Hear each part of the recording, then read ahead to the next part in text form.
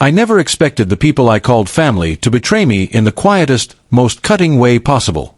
For years, I had been the one everyone turned to in times of need, the one who dropped everything to help a cousin, lent money to an aunt, stayed up late to drive a sibling to the hospital. I thought loyalty and love were reciprocated in families, but that night proved me wrong. It started with a simple request. My younger cousin, Samir, needed someone to pick him up from school because his parents were busy with work. I had already been working a 12-hour day, exhausted and drained, but I agreed without hesitation. When I arrived at their house, the moment I stepped inside, the tension was palpable.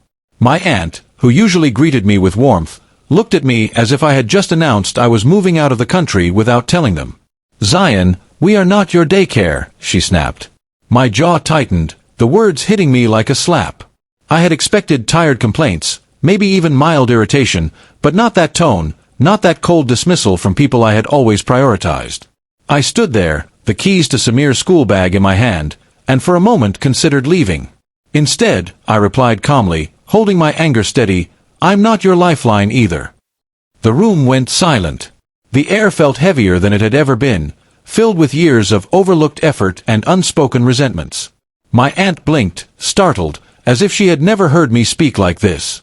My uncle's face twisted in frustration, and Samir looked at me, confused and wide-eyed, unsure why I wasn't smiling or offering to help.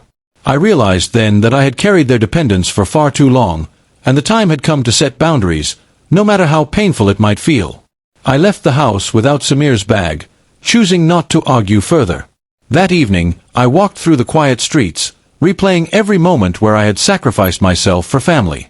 I remembered the nights I skipped meals to help with tuition, the weekends I canceled to support relatives, the countless times my own needs had been put aside.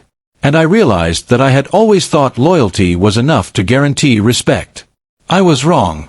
Some people only take, never give, and in their eyes, love is conditional on convenience. The next few days were colder than usual.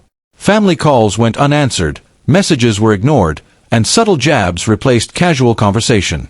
But for the first time in years, I felt a strange sense of relief. I didn't have to live on the terms of others' expectations. I could reclaim my energy, my time, and my dignity. I started setting boundaries slowly but firmly, declining requests that drained me, politely saying no when asked for favors that weren't mine to give. Each small act felt like reclaiming a piece of myself. Weeks later, the family reached out again, apologetic and nervous. I listened but didn't rush to resume the old dynamics. Trust, I had learned, is earned, not demanded. I had been a lifeline for too long, and they had taken it for granted. I realized that betrayal doesn't always come with grand gestures. It sometimes arrives in the form of casual words, dismissive tones, and the unwillingness to acknowledge sacrifices. That chapter of my life taught me that love and loyalty must be reciprocal. Protecting your own boundaries is not selfish, it is survival. And though it hurt to hear that they saw me as a lifeline rather than a family member, it also gave me clarity. I had my own life to live, and no one, not even family, could demand my constant self-sacrifice. From that day on, I walked taller, spoke louder when necessary, and kept my heart open only to those who valued it.